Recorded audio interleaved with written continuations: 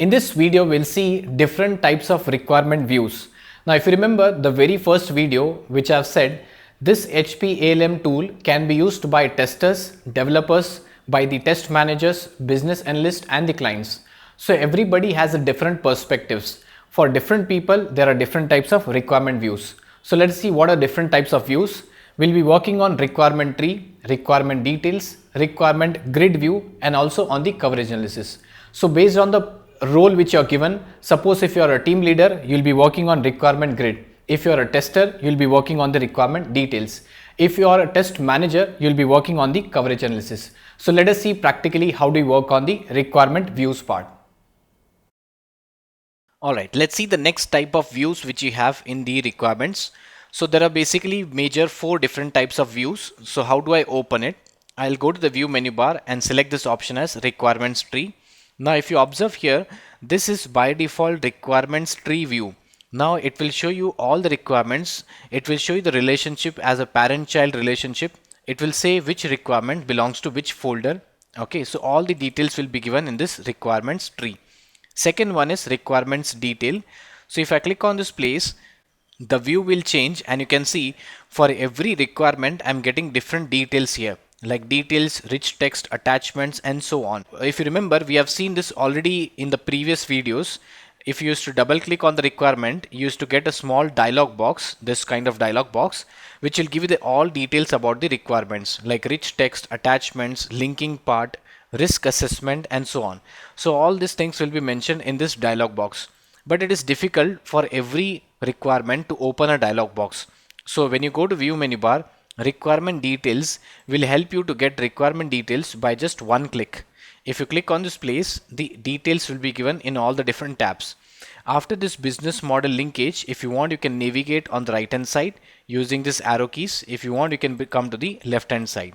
So these are different options which are present here. Same thing, there are no changes, just the view will be changing here, right? Now if I go to view menu bar and if I select this option as requirements grid, and if you observe, there's some change. This is somewhat similar to requirements tree, but the tree view will be giving you hierarchical structure. The requirements tree view, it gives you hierarchical structure. It tells you which requirement belongs to which folder, which requirement is a parent of another requirement, but here there is nothing like that. Every requirement or every folder will be given in just same bracket. Now with the help of this view, you cannot identify or you cannot distinguish the relationship between the requirements, or you cannot identify this requirements belongs to which folder. So this one is known as requirements grid view. Now you might have a question why this kind of view is used. This kind of view is used to filtering immediately, to find out some particular questions answer immediately. Now for example, if I bring a priority column here, I know how to bring a priority column. I'll select this option as select columns, and then I can select this option as priority and just bring on the right hand side and click on OK. So I'll be getting a priority column. Now as a team leader of this testing, or you can say as requirements, if I want to find out all the requirements which are very urgent, or which are urgent itself, that means 5 urgent. So I can just select this option, the priority box. If you see, if I click on this place, I'll be getting a cursor which is blinking, and I can click on this drop down list. If I click on this place, a dialog box will open. In this dialog box, I can just select as double click on this urgent. Okay, and the urgent will come here, and then I can click on this OK button.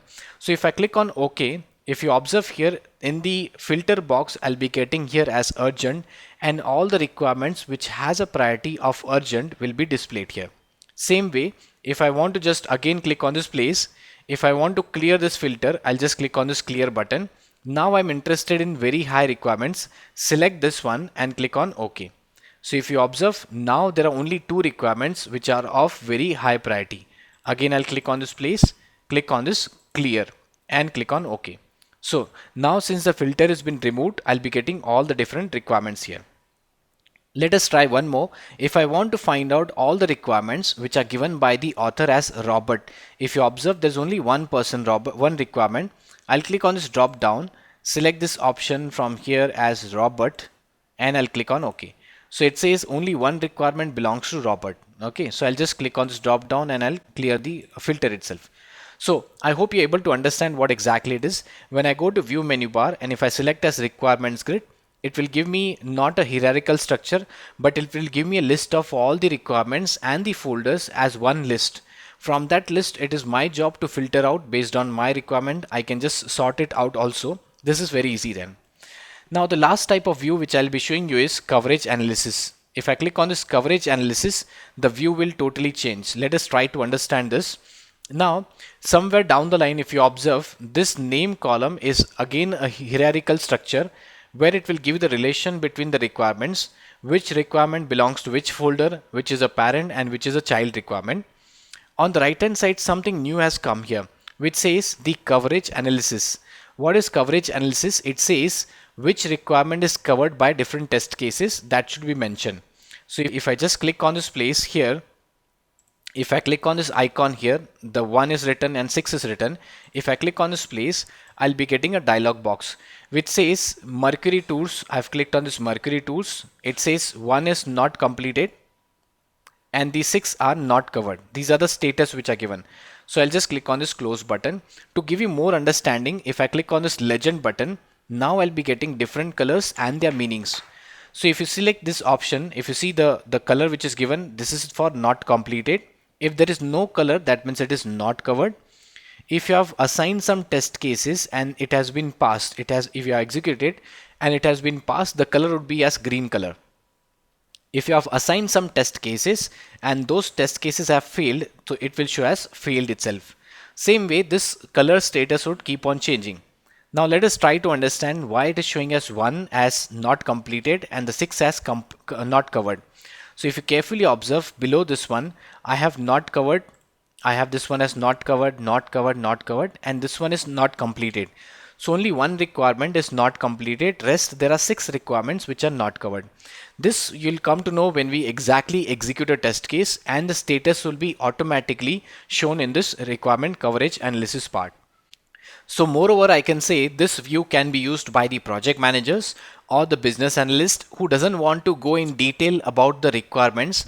They just want to find out with the graph how much is remaining, how much is pending, what test cases are not covered, what requirements have been executed, and so on. So all these details can be found out with the help of this view menu bar and the coverage analysis. So these are all the 4 different types of views. I hope you have understood, and that's all for this video.